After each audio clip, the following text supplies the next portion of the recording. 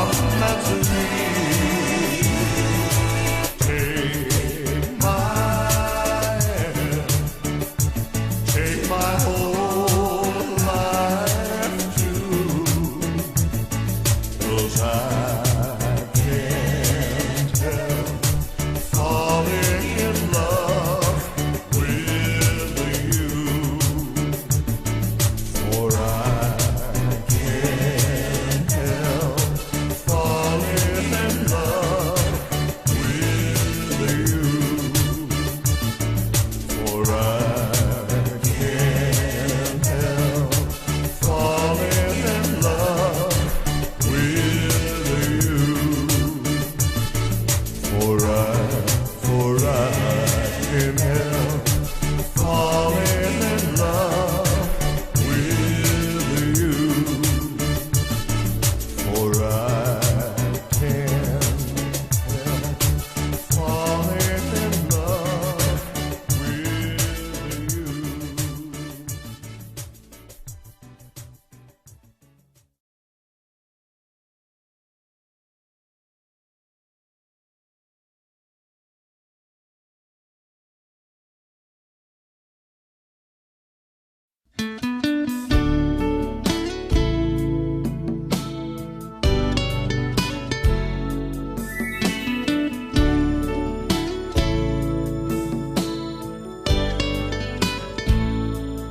How do I get through the night without you? If I had to live without you, what kind of life that would be? Oh, I need you when my arms need you to hold. You're my world, my heart, my soul.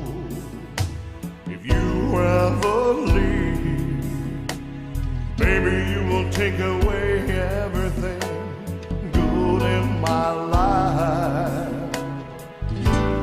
And tell me now, how do I live without you? I want to know. How do I breathe without you? If you ever go, how do I ever survive?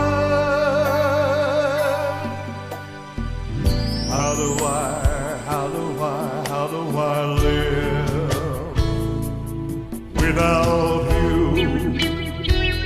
There'll be no sun in my sky, and there will be no love in my life. There'll be no world left for me, and baby, I don't know what I would do. I'd be lost if I lost you. If you ever leave, oh baby, won't take away everything real in my life. And tell me now, how do I live without you? I want to know. How do I breathe without you? If you ever go, how do I ever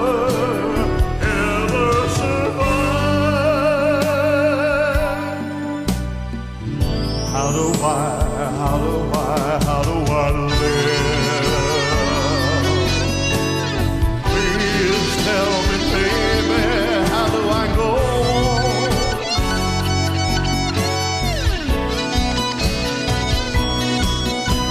If you ever leave, baby, I will take away everything.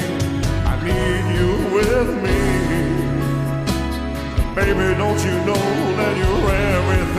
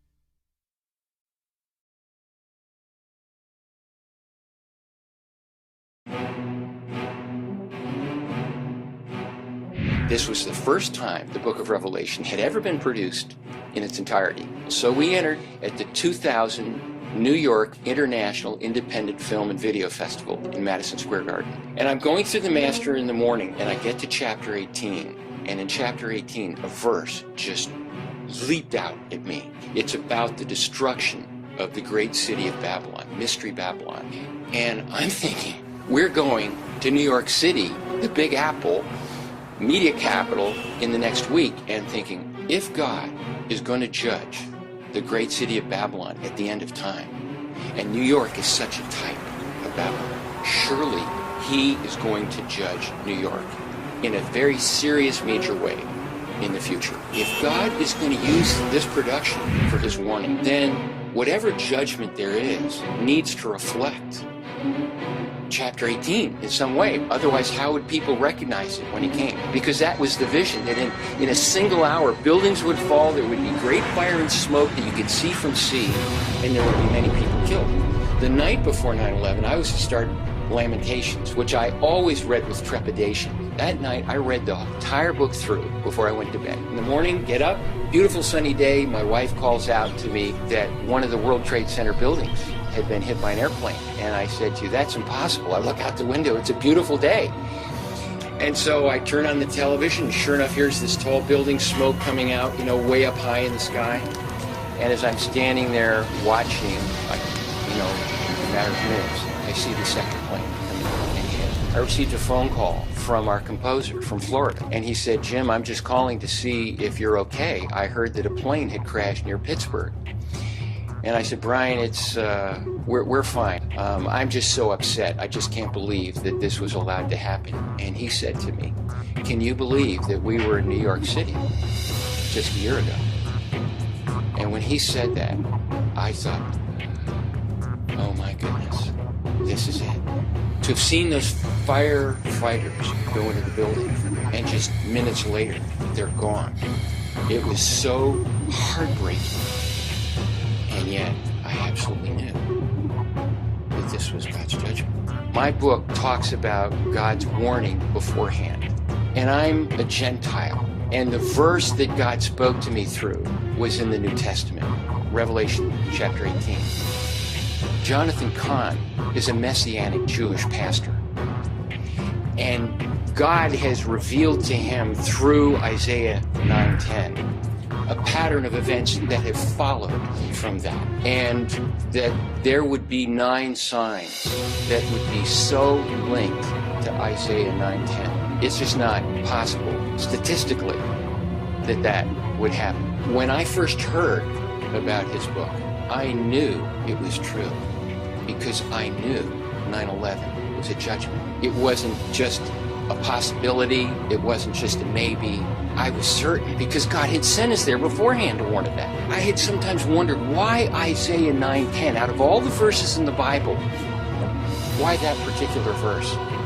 But when you tie it to the second coming, and you tie it to the first coming, what could be more relevant than for God to point our attention to that very passage? Because of what it says about where we are in history and about what is coming. One of the great commentators, Matthew Henry, if you read what he says about Isaiah 9:10, he said it's about God's judgment on the northern kingdom, Ephraim and Samaria. And then he says, but it goes much further and speaks to all the nations in history that reject the rule of Christ and God and his kingdom. The other critique dismantled Kahn's argument that there was a pattern here. And he gave 2 reasons. The first reason was that yes, there were a lot of similarities here between the events that followed 9/11 and Isaiah 9:10. But the real story of Isaiah 9:10 was that God sent warning to northern Israel prior to his judgment. And since God did not send a warning to New York City before 9/11, there could be no pattern. And I thought, oh my goodness, that is the whole point of my book, that God in fact did send warning to New York City beforehand. His second argument was that The verses just before Isaiah 9:10 deal with some of the most powerful, famous prophecies about the coming of the Messiah. And since there is no relationship between 9/11 and the coming of the Messiah, that's the second reason why he does not see a pattern here. And this gets to the heart of my book, because what I believe God has done through that judgment, he used 9/11 to begin the end-time generation, the end-time judgments of this final generation. So I hope that this book, the 9/11 prophecy, will help awaken people to see this isn't just a production. This is something that God himself chose to use to warn New York City about an event that he would use to begin the end times.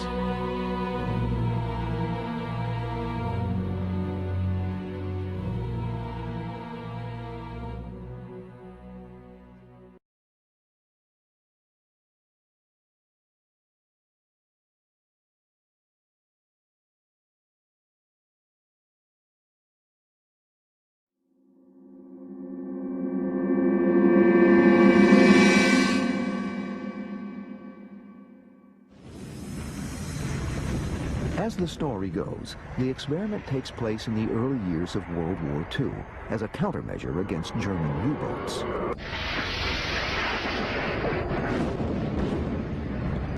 Allied convoys are a lifeline, delivering men, goods, and weapons in Britain's hour of need. But they are slow and clumsy, often made up of outdated, decrepit ships. The warships protecting them are a step behind enemy subs, as they have wider turning radiuses. A U-boat can easily outmaneuver a destroyer, slip into the convoy, and zero in on a defenseless target.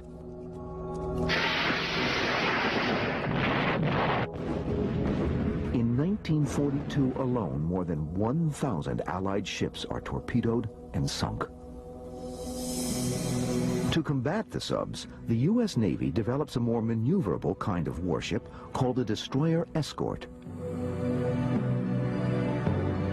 A destroyer escort is an anti-submarine vessel, and it's sort of like a destroyer, except that it's not as fast. It has a much smaller turning circle. Better maneuverability might not be the only thing in the works. Believers in the Philadelphia experiment say there are plans to give the destroyer escort the supreme advantage over submarines: invisibility. The alleged brainchild of none other than Albert Einstein. Einstein, in fact, works for the Navy at the time.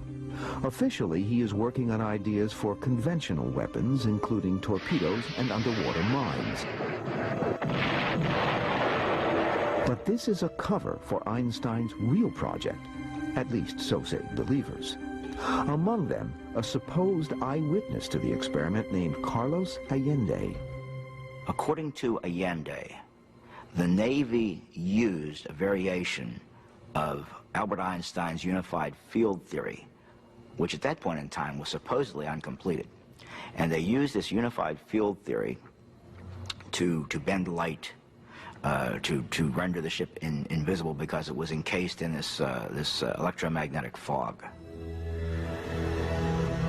It is also from Allende that we learn the identity of the supposed test ship, a destroyer escort named the USS Eldridge.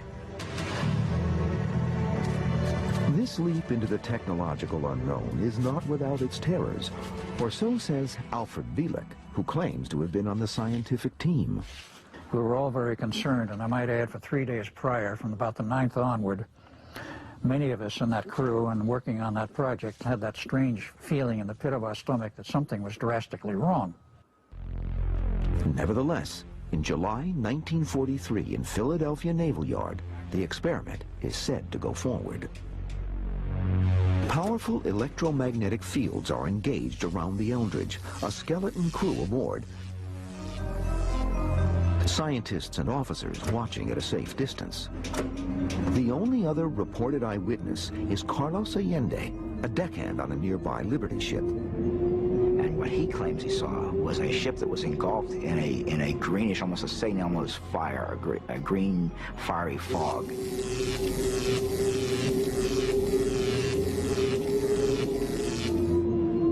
As the electromagnetic fog swallows the Eldridge, strange optical effects manifest themselves. And that as he watched and was able to even insert his arm into what he called the terrific flow of this energy, the ship disappeared. To the amazement of all the onlookers, they not only had radar invisibility, they had optical invisibility. The Eldridge reportedly achieves the supreme form of camouflage, invisibility. But then comes an even stranger effect, teleportation.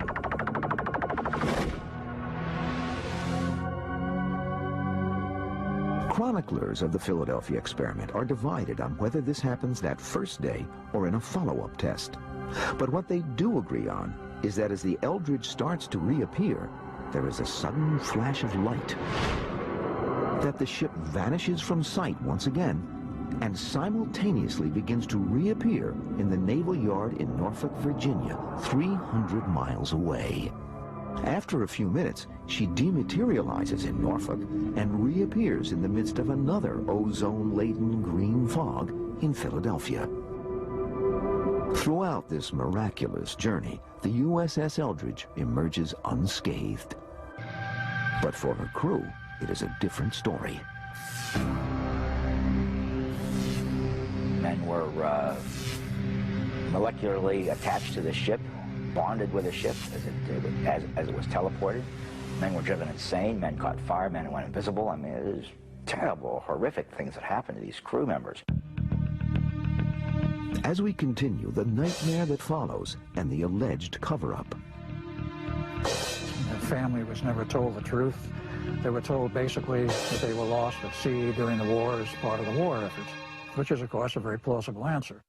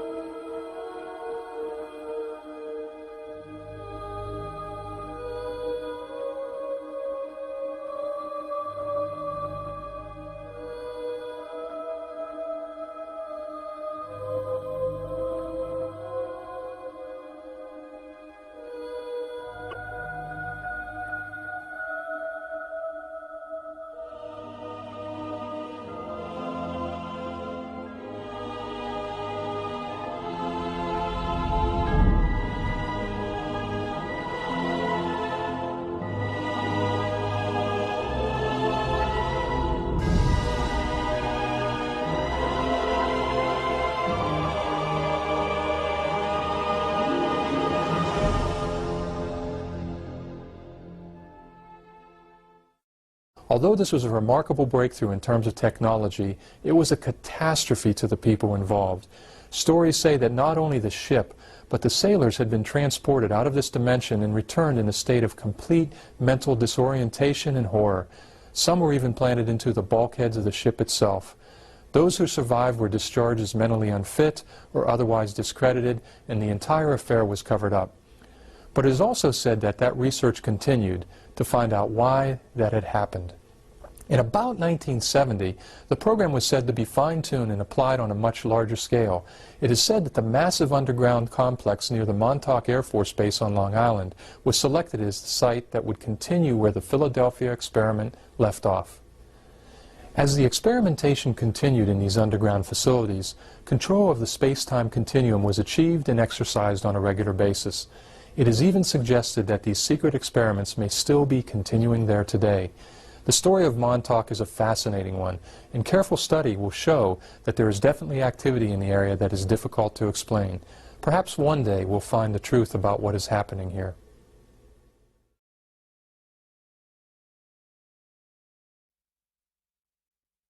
Now, the government's most shocking cover-up. What is that? What's it doing there? Life on Mars, extraterrestrial and human. What you see here is a underground Martian subway. Is it possible they've already been there but they haven't told us? Investigators Bill Ryan and Carrie Cassidy uncover evidence of a top-secret Mars program that's been hidden for decades. Phase 1 began early 1960s. A space program based on ET technology.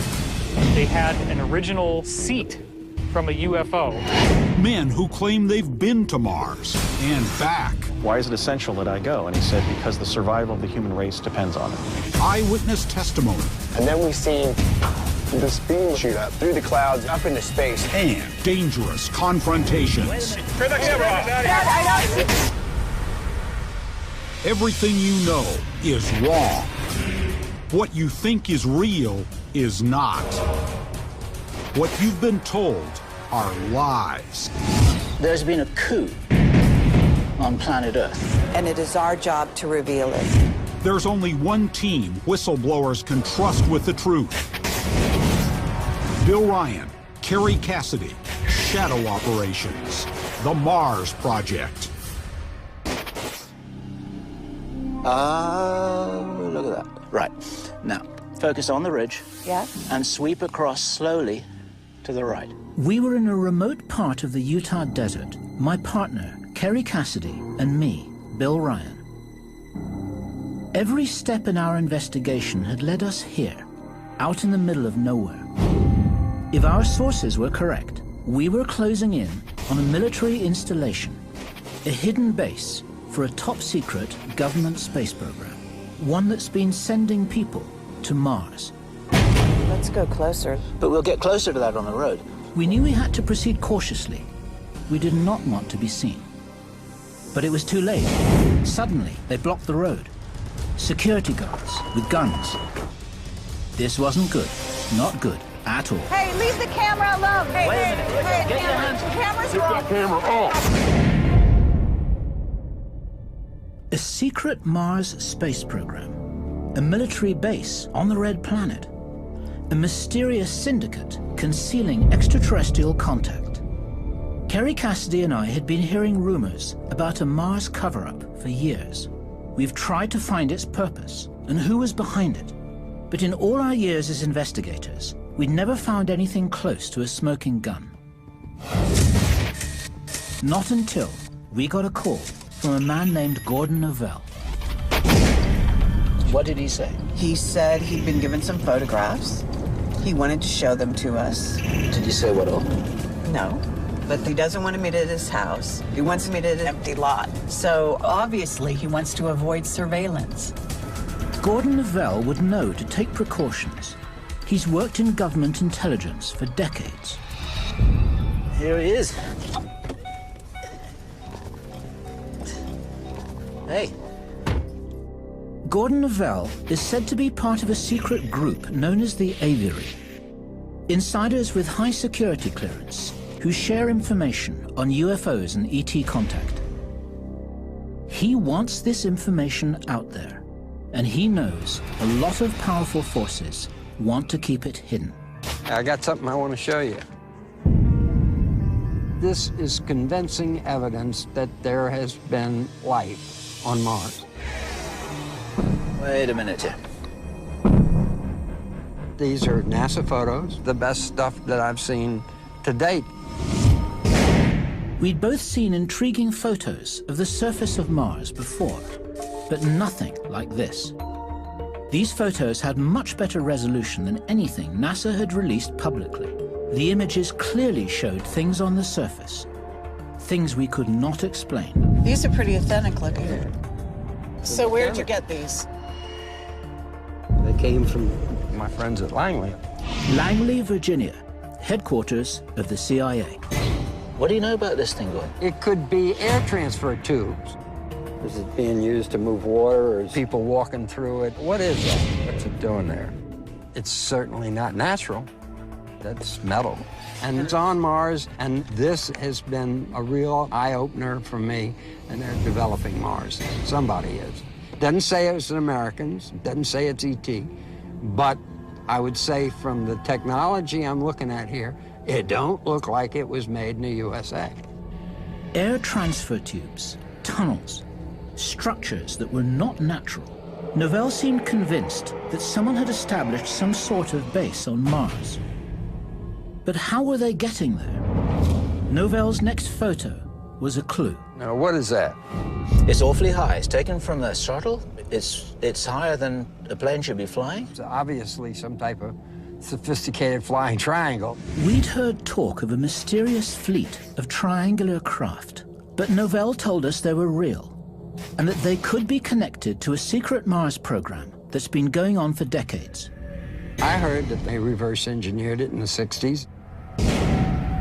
You're saying reverse engineered from an ET craft, Absolutely. right? What's the range and capability of these starships? Do you have any idea? They can do anything they want.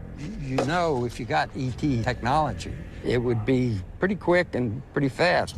If there is a secret Mars program, who's behind it? The US, China, North Korea, the Russians, or someone else? Does our government have access to ET technology? If so, why are they keeping it so secret? The whole reason for the cover-up is economics. It's money.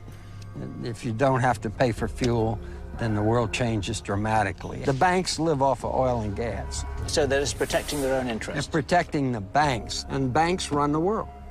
If Gordon Novell was correct, it could have huge implications for the future of the human race. This hidden technology could end world poverty. It could also put the energy corporations out of business. So it's all about energy, and energy determines finance, and that determines the secrecy. Finance determines the politics, which determines the secrecy. We couldn't simply take his word for it. We needed to find out exactly what was happening on Mars. The first clue lay in the NASA photographs he'd given us. Those photographs of the tubes, I mean, they look unnatural to me. But I want to go cautiously with this. I want to get a second opinion on the tubes. I want to get somebody who knows a little bit about geology more than you and me. Right, so we get a geologist to look at the photographs. Yeah. But are we going to tell him that they're on Mars? Are we just going to lay the photograph out and say, can you tell us what you think this is? Yeah, we shouldn't front load him, you're quite right. And geology is geology. The rules apply whatever planet you're on. So if the things aren't natural, they must be artificial. There's no other choice.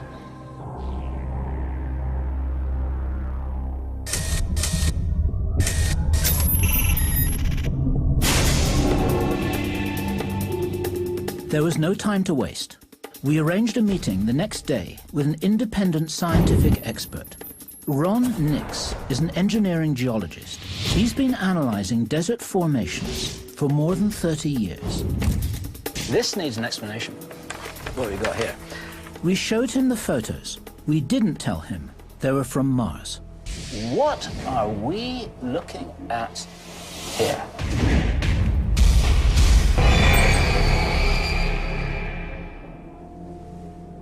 You could be looking at the desert, but in my experience, I haven't seen anything that looks quite like that. Take a look at these crescent-shaped features. Do they not have a higher reflectance than the surrounding stuff? As if they're made out of material that's not the same as this? This feature here, the bright spot, clearly has a much higher reflectance than anything else in that image. And you can really see it. Maybe it's an engineered structure. When I try to explain it with the principles that I'm used to, it does not look natural to me. Mars or not, Ron Nix would know a natural formation when he saw it. He said this wasn't natural.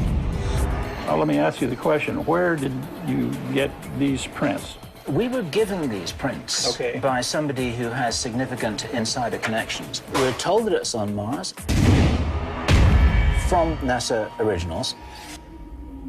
I mean, we're not trying to put you on this. No, that's okay. It's fascinating, but it doesn't look natural to me. Okay. Thank you. So if the structures might not be natural, that meant they had to be engineered. But by whom?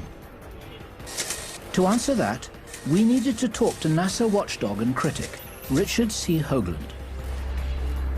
Hoagland said he'd meet with us, but we had to meet on his turf, the one place on Earth that most closely resembled Mars. So, Richard, what would explain these structures on Mars? Well, not only could there be extraordinary ancient ruins, but we could be launching human missions to Mars.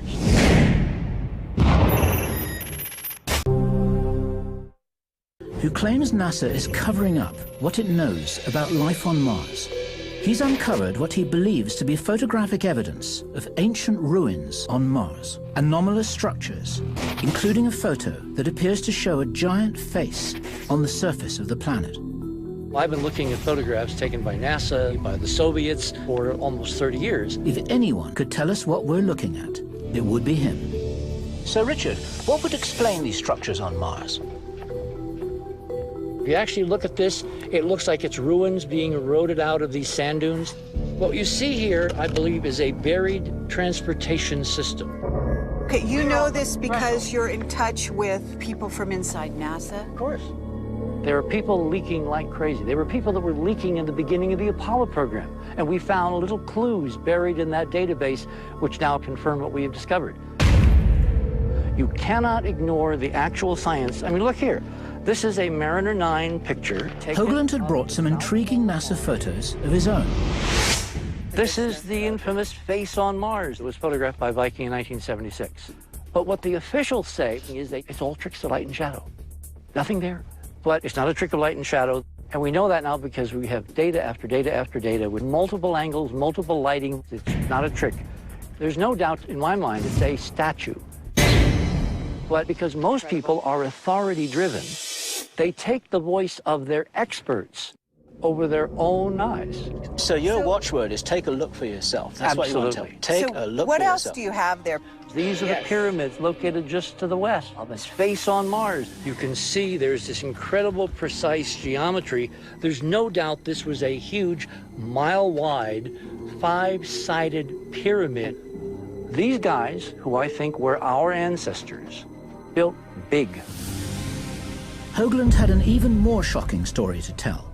He said that back when he was a network television science consultant, he was inside a NASA control room when the first Mars space probe touched down. When Viking landed in 1976, I'm standing there looking at a monitor with Carl Sagan. Carl is on my left, some NBC guys are on my right, and we're looking at this first color image come in, downlink, live from Mars, and it looks like Arizona. I saw some of the pictures and it's a clear resolution.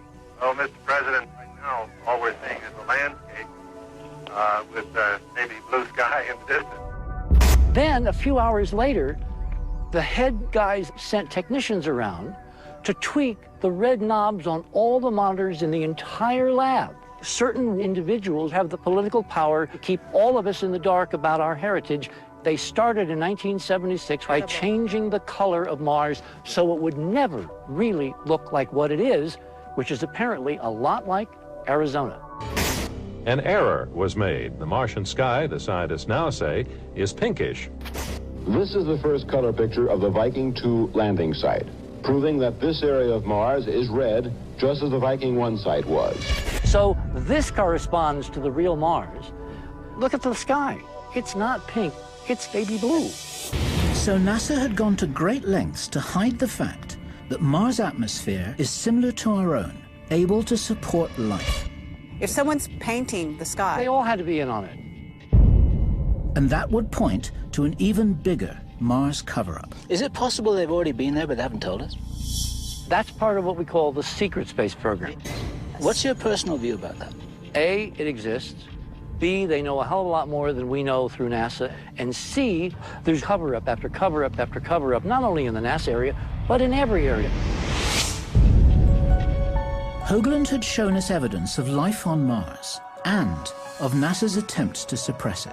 He's been tracking this for how, 37 years? He has watched the cover-up step by step with his own eyes. That's what's amazing. He was there in the control center when the original images, but he was there and he saw the color of the sky, and then they changed them a couple of hours later. That's amazing.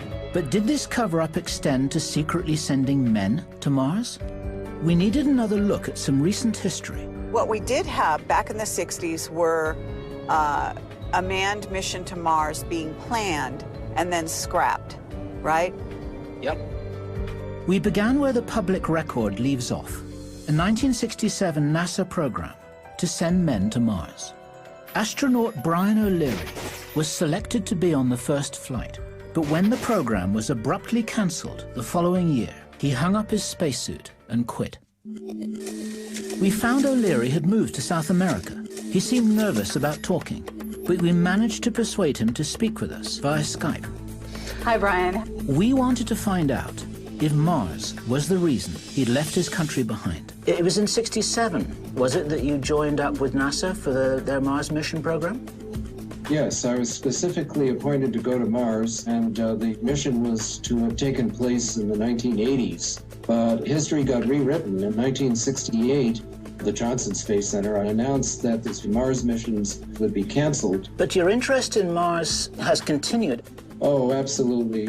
The fact is, there may have been a civilization there once that was, well, basically was wiped out. NASA was covering up quite a bit. In the past, Mars was certainly more Earth-like. There was liquid water there. We see the erosional features, dried up riverbeds, lakes. We may be looking at our own future by looking at Mars. Is there a reason why you're in Ecuador that might be linked to the cover-up? Yes, there are a number of reasons. NASA tells you that you've got to play ball with their worldview, or else. They basically excommunicated me. And I have had a history of being threatened, and many of the people who did try to do me in are still around. Prudence suggests that we just move here. Do you think that the secrecy extends to an alternative space program, that we have been to Mars but we're not being told about it? Well, reports suggest the answer to that might be yes. There are all kinds of secrets that are being held from us, such as Brian? We just lost the connection. Coming up, Bill and Carrie learn about a secret program to acquire alien technology. Apparently they had an original seat from a UFO. Then, jump rooms to Mars. The Mars traveler shows where he took off. The United States government has had operational teleportation capability since 1967. And later, the team seeks answers in the remote desert and ends up in a dangerous situation. Get the cameras out of here now.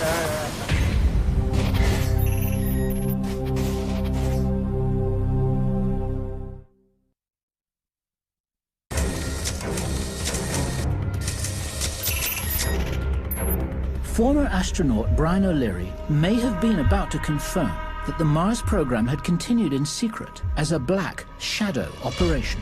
There are all kinds of secrets that are being held from us, such as Brian?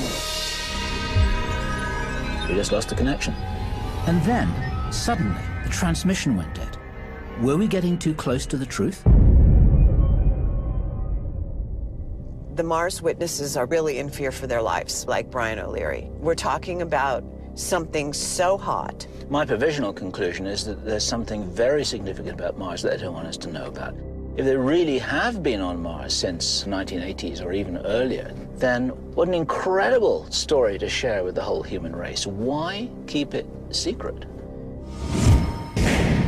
We decided to reach out to David Wilcock, a writer and researcher into UFOs and ancient civilizations, who has inside information about the possibility of a secret Mars program. Among his contacts are insiders directly involved with the so-called Montauk Project, a secret program researching the very nature of space-time. Phase 1 began, I guess, in the early 1960s.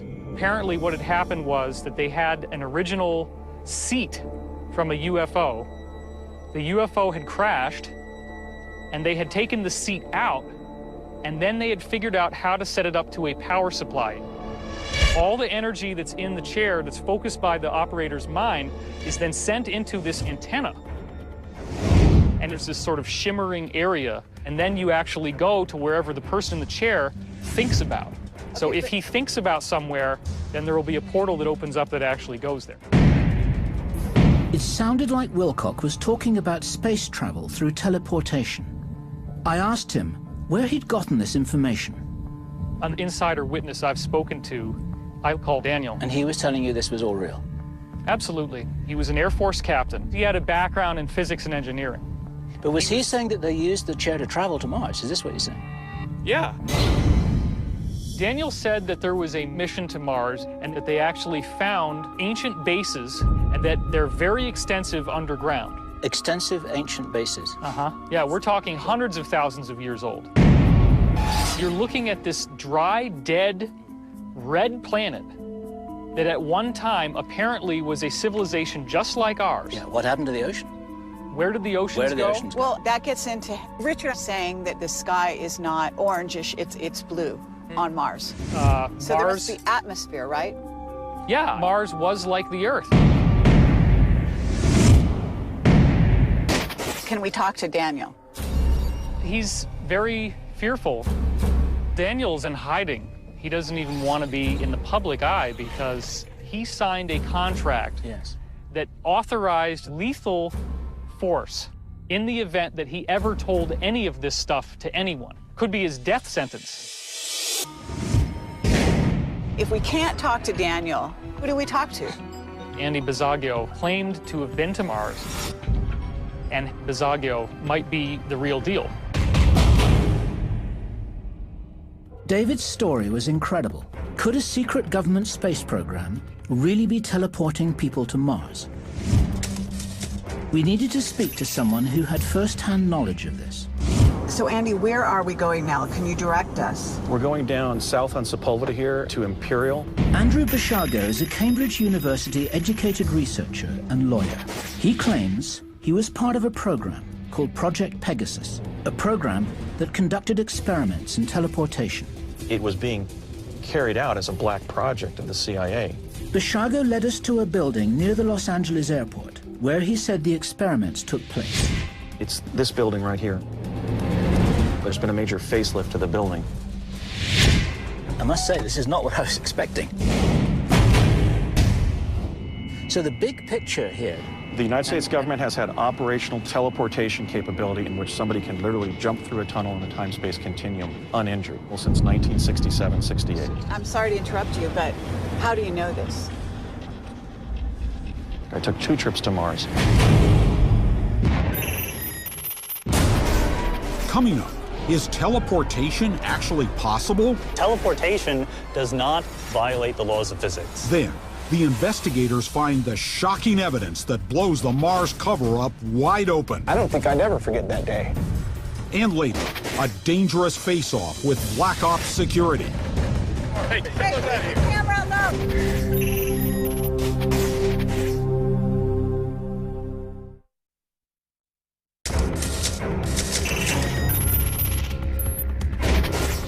I must say, this is not what I was expecting.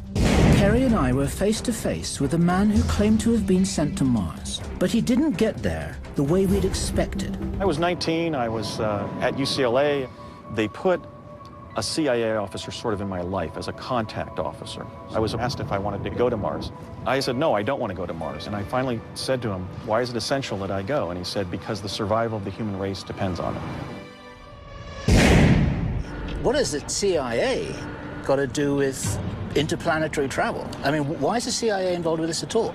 It was initiated under the United States Navy, ultimately organized around the Defense Advanced Research Projects Agency, or DARPA.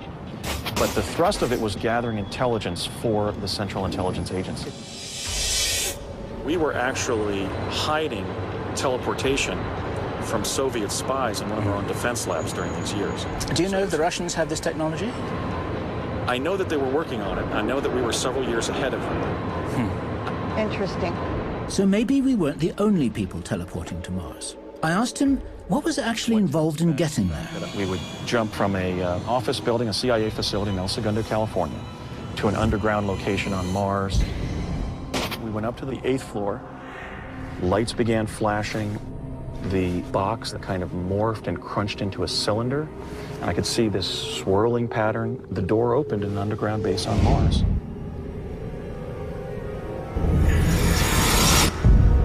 It looked like perhaps an underground cavern that the Martians had been using that we had sort of built an infrastructure inside of. I encountered 3 humans from Earth during the first trip, and then in the second trip, we walked out on the surface and walked for about a half a mile and encountered one of the personnel from the CIA. But you're saying you walked out on the surface, so the surface air is breathable. Well, on the first trip, I walked out wearing my respiration equipment. But when I took my helmet off, it was somewhat difficult to breathe, but I certainly didn't begin hyperventilating. I was able to breathe normally on the surface. Was the sky blue? Yes, the sky on Mars is a pale baby blue. And the terrain isn't all rust red. I mean, it's predominantly rust red. I think the area on Earth that comes closest to what Mars looks like would probably be Sedona, Arizona. Bishago's description of Mars seemed credible, but his method of getting there? That was harder to wrap our minds around. If, say, you're teleporting from here to Mars, you've got a dynamic system that's moving around the solar system. Why do you pop out on Mars and nowhere else? I'm a lawyer and a writer, not a technologist. The science of that, I can't answer that. But clearly some form of hyperdimensional physics was involved because of the fact that it did do that. Since Andy couldn't explain the physics to us, we decided to speak to someone who could. Sean Carroll is a theoretical physicist, author, and university lecturer. He specializes in the Big Bang, dark energy, and extra dimensions. We reached out to him for some answers. Well, we're investigative journalists, and we're investigating hyperdimensional physics. Okay. Now, one of the things that happens is that we have people coming to us, sort of a little bit off record. Some people would call them whistleblowers. And we have heard from multiple witnesses that macro-scale teleportation is an established technology. And is this plausible? Mm-hmm. It may be plausible that someday we can do something resembling what you would call teleportation. Is there investigation into teleportation at this time? Sure, people are discussing something that we call teleportation. That's sort of the atom-by-atom level, yes. But your point is that that's not transferable to the macro level. Is this certainly as a practical matter, it's not. But even as a matter Sean Carroll said one form of teleportation on the micro level was taking place now. But that couldn't explain teleportation on the macro level, like sending a human being to Mars. So you're saying that Scotty can't beam us up to us yet, right? Maybe someday. Physicists always stress the difference between things that we don't know how to do and things that violate the laws of physics as we understand them. And teleportation does not violate the laws of physics. It's what physicists call an engineering problem, if only we could learn how to do it. Sean Carroll had confirmed that teleportation was theoretically possible. I had one last question to ask him, one that might explain how it could be happening now. What if there was an extra dimension beyond the usual 4 of space and time? Imagine that this concrete pathway here, this is 4-dimensional space-time, which we live in every day. If there was a 5th-dimensional wraparound, some people call it hyperspace, some people call it subspace, what mathematically would prevent stepping into that space, moving in that space, which doesn't take time because time's over here, and then reappearing in a different location in the world line? What we know is mathematically we can easily create scenarios just like that. But to do anything like move a macroscopic person into an extra dimension would require far more energy and far more technological capability than we have now or will have for the next couple centuries at least. It would take us several centuries to develop this technology on our own. But what if we had help? What if we had a prototype to work from? One that had come from another planet. Coming up, Bill and Carrie are on the verge of a major discovery. There's several vehicles right here all of a sudden. Oh my God. But will they make it past the Black Ops forces? They're watching what we're doing. These guys are tracking us every inch of the way.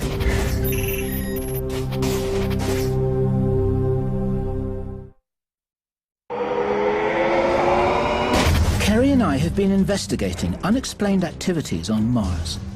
We decided to talk to the highest level source we could find, Bob Dean. Only he could help us put the pieces of this puzzle together.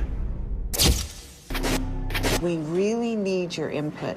Robert Dean is the ultimate government Black Ops insider, a former Army Command Sergeant Major. He obtained NATO's highest security level, Cosmic Top Secret, when he worked on a deep cover investigation into the potential threat of UFOs. We told him we'd been investigating evidence of strange activities on Mars. We are getting a lot of information that there is a secret space program. There are shipments going to Mars, that there is a constant flow of even humans going to Mars, that there are underground bases and they have been there for quite some time. I mean, what is it you know about Mars, and can you confirm or deny the things that I'm telling you right now? There has been an extraterrestrial presence on Mars for 100,000 years, for God's sake. Why do you want to tell us this? It's got to be brought out. The mass of people out there need to know what this is all about.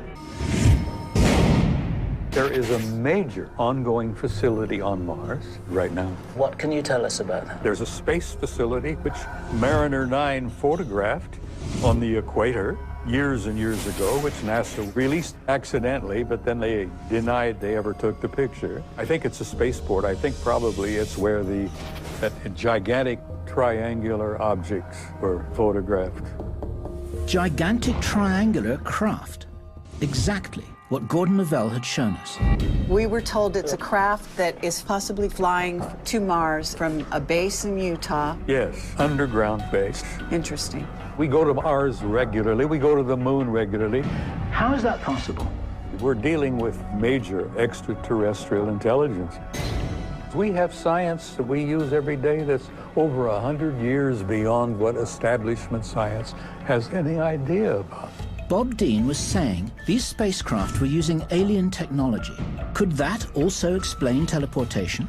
Because we have been talking to Andy Bishago. Do you know who he is? He was being teleported to Mars.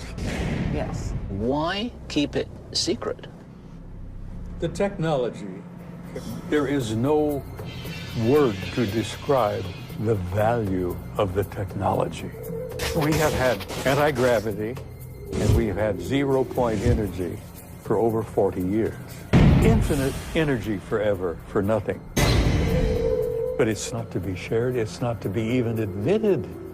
But the average guy out there who's paying for his air conditioning and buying gas for his old clunker does not have any idea. Bob Dean was talking about the ultimate secret war, a race to control extraterrestrial technology, a resource so valuable that many of the world's most powerful forces are battling to control it.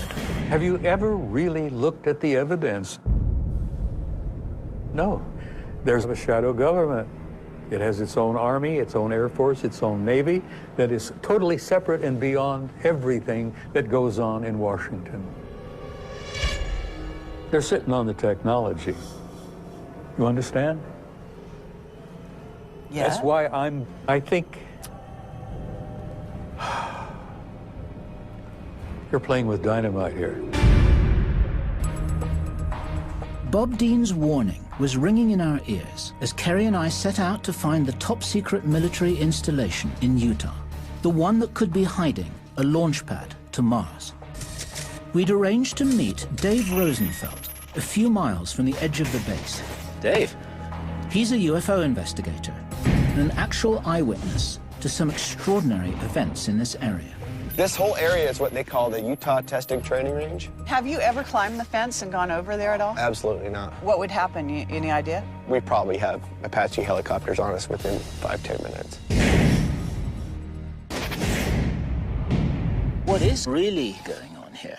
One night we were out here and we heard this crackling noise. And we could smell ozone in the air, like something burning. And then we seen just beyond this ridgeline here, this beam would shoot up. I mean, it was huge. Through the clouds, up into space. I mean, it was just massive. Did you take pictures at any point of this beam? Yes, if you wait here, I'll grab one for you. Dave Rosenfeld's story was extraordinary. So was his evidence. Oh, wow. Okay. Through the clouds, I mean, it was just massive. Rosenfeld's photos showed strange objects over the base, including a beam of light that cut deep into space. That night, did you get in trouble for being out here? Yes. I got in front of these white SUVs, block us in, and they get out. They're palming their pistols as they're walking up. Very, very intimidating. He says, well, I suggest you guys turn around and get out of here because the people who follow us aren't as nice. They were trying to scare me to never come out here, or I don't think I'd ever forget that day. Are you seeing any craft that are triangles, black triangles? Yes. At night, I have seen triangular craft flying back and forth. One of the contractors I met works on a craft called the Venture Star. What is the Venture Star? The Venture Star is a craft that can take people up into space. He says that this craft can reach Mars in 33 hours. Then we showed him the photo that started us on this quest. Have you seen that before? That looks like the Venture Star to me. Dave, do you think that craft could be based here? Yes, I think that the southern runway is one runway that could handle this type of craft. Can you take us out to this place that you've been talking about? I try to stay away from that area. I can show you on a map where it's at, but... You're really, like, afraid of what will happen if you... I've had too many, close calls with them. And Dave warned us that we would, too. As soon as you jump out of your truck and start filming, 5 minutes you're going to get confronted. But we wanted answers. There was no turning back. Right here. Everything in our investigation had led to this. All the clues pointed to the existence of a shadow space program, one that was using extraterrestrial technology to send humans to Mars. We set out the next morning to find the runway Dave told us about. We hoped to get photographic evidence of the Venture Star. We were miles from the base when we noticed something in the desert. Something that made us realize we were not alone. Look at that. Focus on the ridge. Yeah? And sweep across slowly to the right. That's that dust thing right there. That's a car riding on the dust, right? Correct. That's how you tell when a Humvee is coming towards you at 60 miles an hour across the desert. Look, there's several vehicles right here all of a sudden. Exactly. Look, did Exactly. they just turn around? Oh, my God. We're already on their radar. They're watching what we're doing. These guys are tracking us every inch of the way. They do that. What are we going to do now? Well, there's only one way out of here. Time was running out, but we had to press on. We were so close now that we didn't want to give up. And then, there it was. See what I see? Well, I think there's a runway coming out through those ridges right there. It's cleared ground, and it's straight as an arrow. There was no mistake. It looked like a runway. This could be the landing strip for the Venture Star. Let's go down further. We told the camera crew to be prepared for the worst. Guys, what my suggestion would be is if you're stopped, don't give them the real cards, don't give them anything that we're actually going to need. Give them the stuff from the test shoot that we did the other day. We don't need it. Despite the risks, we needed to get to that ridge. We were closer than ever to getting evidence of the secret Mars program. Okay, so there's the ridge. We're very, very close. Let's not go all the way over it. Let's stay hidden. I'm not sure how much further I can go here. Jeez. Look what we got here. End of the road. Suddenly, we had company. Military security. Yeah, they look pretty serious. Now I'm actually concerned. You should be. You should be. Let's talk to them. Back in the car. Get those cameras out of here. Get those out of here. Camera alone. Hey. No, you guys need to get in the car now. Get in the car. Hey, turn that camera off. This is Can you tell us? area. Get those cameras out of here. Hey, leave the camera.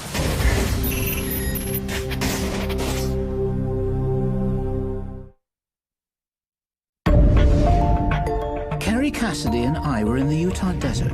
We'd finally found the highly secretive and highly protected military facility we'd been looking for. If our sources were right, this was the site of secret Mars activity. Interplanetary spacecraft, unusual runways, top-secret underground bases, perhaps even jump rooms to Mars.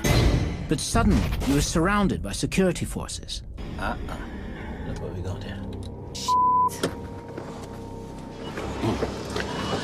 Can you tell us? Hey, get those cameras out of here. Hey, leave the camera alone. Hey. What's the problem? Back in your car now. Yeah, so where are you going? You guys need to get in your car now. Get the cameras out of here now. Leave immediately. We do need to have some authorization. The cameras are off. The cameras are off. Leave now or get arrested. Come on. They've told us everything we need to know. Now we know where we are, Kerry. That's all right.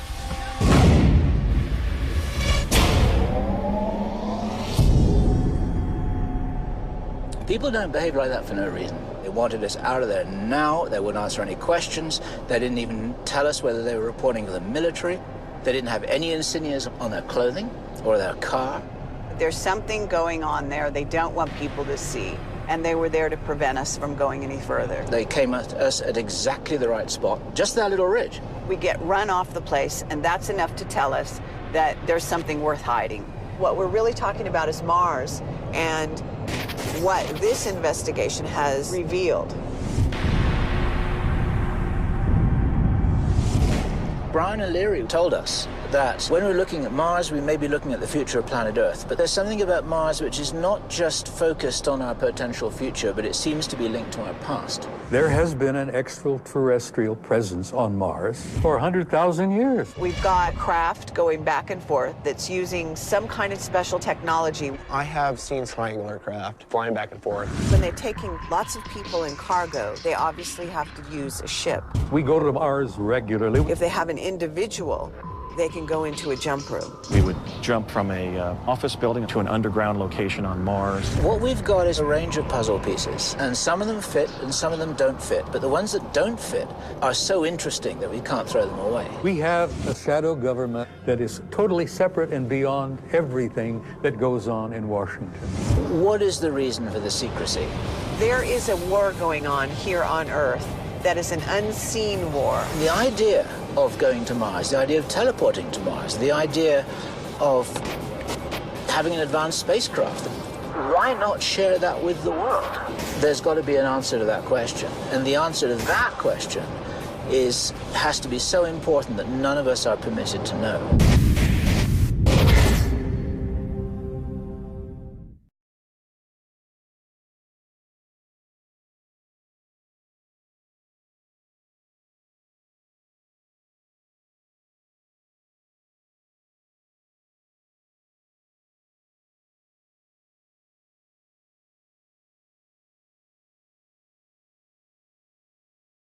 White House denies CIA teleported Obama to Mars.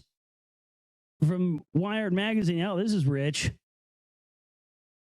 Forget Kenya, never mind the secret madrasas. The sinister, shocking truth about Barack Obama's past lies not in East Africa, but in outer space. As a young man in the early 1980s, Obama was part of a secret CIA project to explore Mars. The future president teleported there along with the future head of DARPA. That's the assertion, at least, of a pair of self-proclaimed time-traveling, universe-exploring government agents. And this could be what we've been talking about with this time travel stuff here, folks. Andrew DiBassaggio and William Stillings insist that they once served as chrononauts at DARPA's behest, traversing the boundaries of time and space. They swear. A youthful Barack Obama was one of them. According to Bassaggio and Stillings, Obama isn't just lying about his identity, he's lying about his military service record, too. While his political opponents in 2008 attacked him for never serving, In truth, he was concealing his participation in a hidden CIA intergalactic program hosted at a California community college in 1980. Officially, the White House says Obama never went to Mars, only if you count watching Marvin the Martian. Tommy Vietor, the spokesman for the National Security Council, tells Danger Room, but that's exactly what a secret chrononaut wants you to believe. Obama wasn't the only one making the otherworldly voyage, as Barry Soetoro, the 19-year-old Obama, was one of 10 youths selected to secretly teleport to and from Mars, forming a band of interplanetary teen titans. Regina Dugan, the director of DARPA, was another member. Now, that's just strange that they would just throw in the head of DARPA would just be thrown in there. You know, somebody's going to make up something like that wouldn't throw in someone who would be a real honest to God, contender. That's who that would be. Wow. There might be something to this, man. Wouldn't surprise me in the least bit. Would it you? I mean, my God, look at everything we already know. Between 1981 and 1983, Obama is supposed to have visited Mars twice by way of a teleportation chamber called a jump room. Basiago, a fellow chrononaut, told the website Exopolitics that he saw Obama walk back to the jump room from across the Martian terrain. To acknowledge his comrade, Obama is said to have told Basiago, "We're here," with some sense of fatalism. It's not known exactly what Obama did on Mars, socializing Martian healthcare perhaps, building a birth certificate printing press. His mission was a perilous one, according to Basiago and Stillings. The CIA wished to establish a defense regime protecting the Earth from threats from space, as well as a legal claim to territorial sovereignty, making Obama something of a Martian conquistador. Presumably, Obama's CIA handlers needed him to acclimate Martian humanoids and animals to their presence in order to secure the U.S.-Martian alliance. We'll bet you weren't even aware of Martian animals. Simply put, your task is to be seen and not eaten.